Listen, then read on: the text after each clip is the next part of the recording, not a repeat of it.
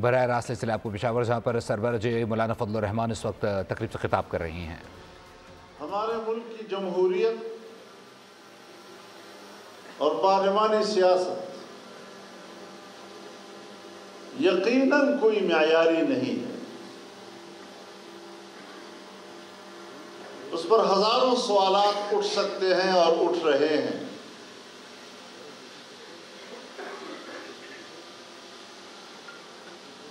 لیکن اگر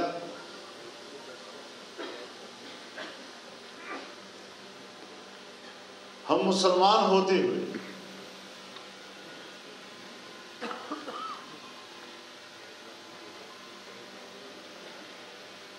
دین اسلام کے حوالے سے ہماری زندگی میں کمزوریاں آ جائیں تو کیا ہم اسلام سے دستبردار ہو جائیں گے؟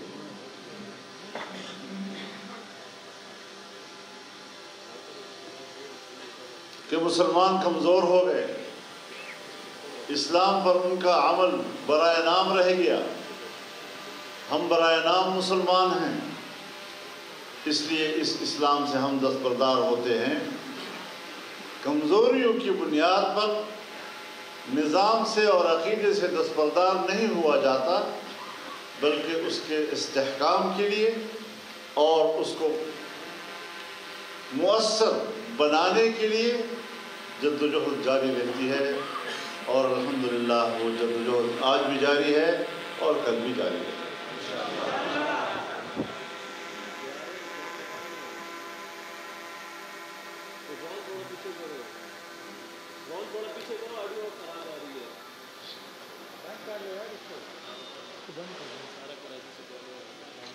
پاکستان میں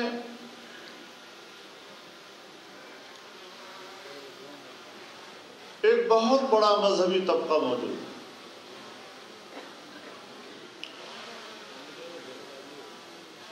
اور اس مذہبی طبقے میں فرقہ وارانہ اختلافات موجود ہیں، مختلف مکاتب فکر ہیں۔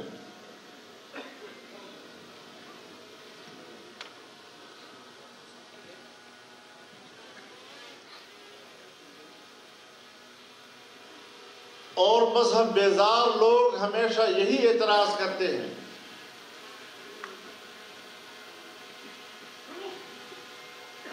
کہ اسلام تو مذہب ہے، لیکن کس کا اسلام، کس مذہب کا اسلام، کس فرقے کا اسلام؟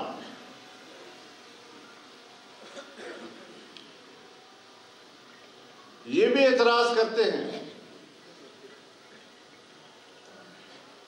کہ اگر ریاست اور مذہب کو جوڑ دیا جائے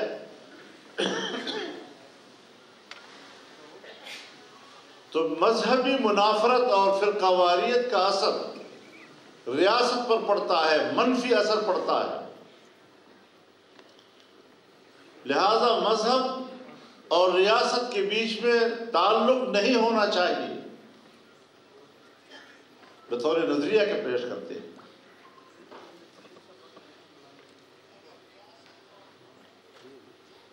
اور ہماری پارلیمانی زندگی میں ایسے مواقع آئے ہیں جہاں یہ موضوع زیر بحث آیا ہے۔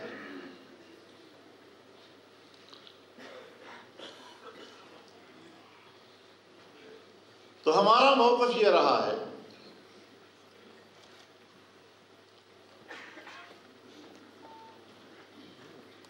کہ تمام مذہبی مکاتب فکر کی جو سیاسی قیادت ہے، ان کی سیاسی قیادت نے ہمیشہ مذہبی ہم آہنگی کا کردار ادا کیا ہے۔ چنانچہ پاکستان بن جانے کے بعد جو سب سے اولین دستاویز ہمارے پاس آئی وہ پہلی دستور ساز اسمبلی کی پاس کردہ قرارداد مقاصد ہے۔ تمام مکاتبی فکر کا اس پہ اتفاق ہے، آج تک کوئی جھگڑا کسی نے نہیں کیا، کسی نے نہیں کہا کہ یہ یہ تو ایک دیوبندی مولوی نے پیش کیا تھا، یہ تو فلانے فرقے نے پیش کیا تھا، اس میں تو ہم نہیں تھے، فلاں تھا فلاں نہیں تھا۔ اس کے بعد 1951 میں تمام مکاتب فکر کے علماء کا اجتماع ہوا، ان کی قیادت کا اجتماع، اور ملک کو اسلامی نظام کی طرف رہنمائی کے لیے حکمرانی کے 22 اسلامی دفعات مرتب کیے۔ تمام مکاتب فکر کا اس دن بھی اتفاق تھا، آج بھی اتفاق ہے۔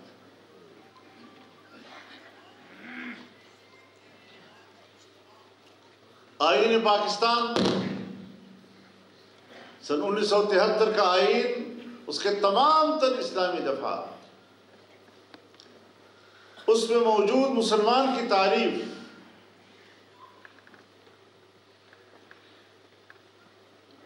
قرآن و سنت کے حوالے سے قانون سازی کا معاملہ،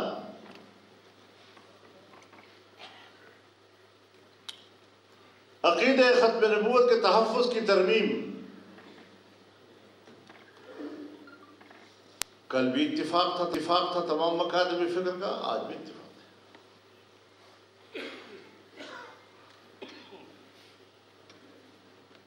کس فرقے کے عقائد اور اس کی فقہ کے تابع ہونا چاہیے نظام، اس کے لیے بھی اسلامی نظریاتی کونسل بنائی گئی، جس میں ماہرین شریعت بھی ہیں، ماہرین آئین قانون بھی ہیں، اور تمام مکاتب فکر کی نمائندگی۔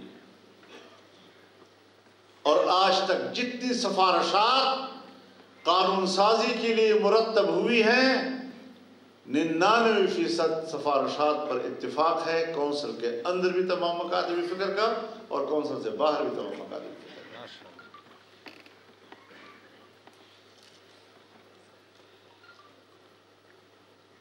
اب مکاتب فکر اتفاق کر لیا ہے۔ اگر قانون سازی نہیں کر رہے تو آپ لوگ نہیں کر رہے۔ ہمارے ایوانوں کو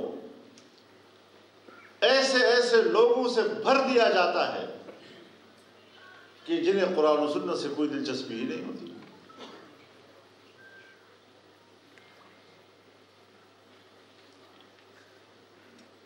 سفارشات بھی موجود ہیں،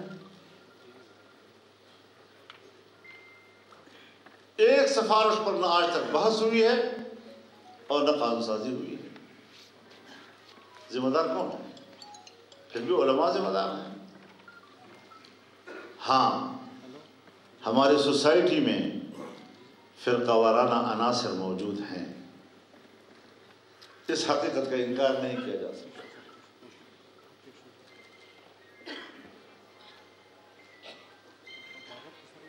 اور وہ فرقہ وارانہ عناصر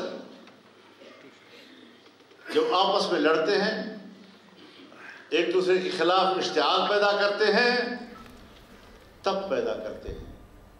ایک جانب سندھ اسمبلی کا اجلاس جاری، جبکہ دوسری جانب پشاور سے براہ راست مولانا فضل الرحمان اس وقت تقریب سے خطاب کر رہی ہیں۔ سبسکرائب کریں اور بیل دبائیں تاکہ کوئی خبر رہ نہ جائے۔